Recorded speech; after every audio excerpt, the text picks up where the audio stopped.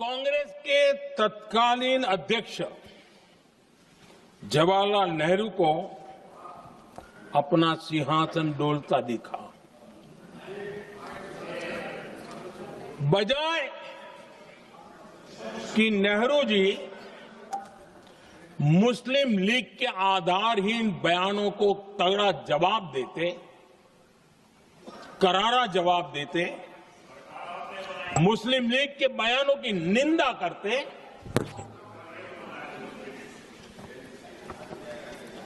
और वंदे मातरम के प्रति खुद की भी और कांग्रेस पार्टी की भी निष्ठा को प्रकट करते हैं। लेकिन उल्टा हुआ। वो ऐसा क्यों कर रहे, वो तो पूछा ही नहीं, न जाना। लेकिन उन्होंने वंदे मातरम की ही पड़ताल शुरू कर दी। जिन्ना के विरोध के 5 दिन बाद ही 20 अक्टूबर को नेहरू जी ने नेताजी सुभाष बाबू को चिट्ठी लिखी। उस चिट्ठी में जिन्ना की भावना से नेहरू जी अपनी सहमति जताते हुए कि वंदे मातरम की, ये जो उन्होंने सुभाष बाबू को लिखा है, वंदे मातरम की आनंद मठ वाली पृष्ठभूमि मुसलमानों को इरिटेट कर सकती है। मैं नेहरू जी का कोट पढ़ता हूं। नेहरू जी कहते हैं, मैंने वंदे मातरम गीत का बैकग्राउंड पढ़ा है। नेहरू जी फिर लिखते हैं, मुझे लगता है कि ये जो बैकग्राउंड है इससे मुस्लिम भड़केंगे।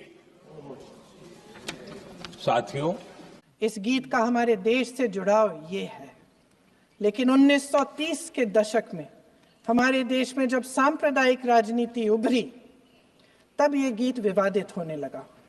1937 में, अब ये मैं दूसरा उदाहरण देने वाली हूं, क्योंकि प्रधानमंत्री जी ने अपने भाषण में इसका उल्लेख किया और गलत किया, इसीलिए मैं इसके जो सच्चे जो तथ्य हैं वो आपके सामने रख रही हूँ।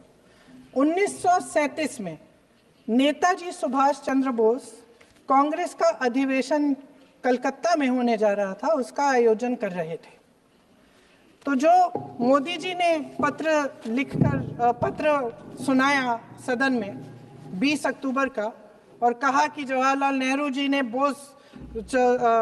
नेताजी को ये चिट्ठी लिखी और ये कहा कि इस पर चर्चा होनी चाहिए, उससे पहले 3 दिन पहले नेताजी सुभाष चंद्र बोस ने पंडित जवाहरलाल नेहरू को एक चिट्ठी लिखी थी,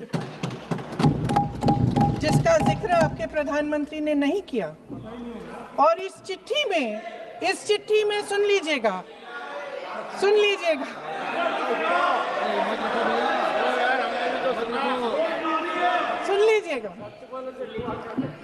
आप नेताजी के लफ्ज नहीं सुनना चाहते? बंगाल का चुनाव आ रहा है।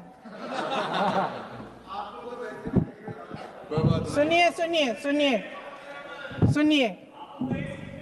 हाँ, कोई बात नहीं, हम तो देश के लिए हैं। हम देश के लिए हैं, आप चुनाव के लिए हैं, हम देश के लिए हैं। हम जितने भी चुनाव हारे, हम यहाँ बैठे रहेंगे और आपसे लड़ते रहेंगे और आपकी विचारधारा से लड़ते रहेंगे।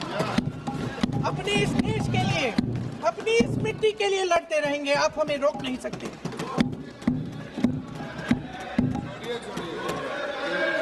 सुन लीजिए सुभाष चंद्र बोस जी ने क्या कहा, सुन लीजिए। My dear Jawahar, reference Vande Mataram, we shall have a talk in Calcutta and also discuss the question in the working committee if you bring it up there. I have written to Dr. Tagore to discuss this matter with you when you visit Santi Niketan. Please do not forget to have a talk with him when you visit Santi Niketan. ये 17 अक्टूबर को लिखी जाती है। 10 अक्टूबर को नेहरू जी इसका जवाब देते हैं। और आपके और 20 माफ करिए 20 अक्टूबर को, हाँ ठीक है 20 अक्टूबर को 20 अक्टूबर को नेहरू जी इसका जवाब देते हैं। इस जवाब की एक पंक्ति प्रधानमंत्री जी ने सुनाई, बाकी पंक्तियां क्यों नहीं सुनाई? क्योंकि उनमें नेहरू जी क्या कह रहे हैं? There is no doubt that the present outcry against Vande Mataram is to a large extent a manufactured one by the communalists. Whatever we can do, whatever we do, we cannot pander to communalists' feelings, but to meet real grievances where they exist. I have decided now to reach Calcutta on the 25th morning. This will give me time to see Dr. Tagore as well as other friends. समझ रहे हैं आप? प्रधान चुप है तो समझ ही गए होंगे। फिर क्या होता है? फिर क्या होता है? फिर नेहरू जी कलकत्ता जाते हैं और गुरुदेव जी से मिलते हैं, और उसके अगले दिन गुरुदेव जी एक चिट्ठी लिखते हैं जिसमें वो लिखते हैं, अंग्रेजी में चिट्ठी है, उसका एक अंश मैं आपको हिंदी में बता देती हूँ, जिसमें गुरुदेव जी कहते हैं कि जो दो अंतरे हमेशा गाए जाते थे उनका महत्व इतना गहरा था कि उस हिस्से को कविता के शेष हिस्से तथा पुस्तक के उन अंशों से अलग करने में उन्हें कोई कठिनाई नहीं थी। उन्होंने ये कहा कि स्वतंत्रता संग्राम में हमेशा से वही दो अंतरे ही गाए जाते थे और उनको गाते हुए कुर्बानी देने वाले सैकड़ों शहीदों के सम्मान के लिए उन्हें ऐसे ही गाना उचित रहेगा। उन्होंने यह भी कहा कि बाद में जोड़े गए अंतरों का सांप्रदायिक मायना निकाला जा सकता है और उस समय के माहौल में उनका इस्तेमाल अनुचित होगा। इसके बाद 28 अक्टूबर 1937 में कांग्रेस की कार्य समिति ने अपने प्रस्ताव में वंदे मातरम को राष्ट्रगीत घोषित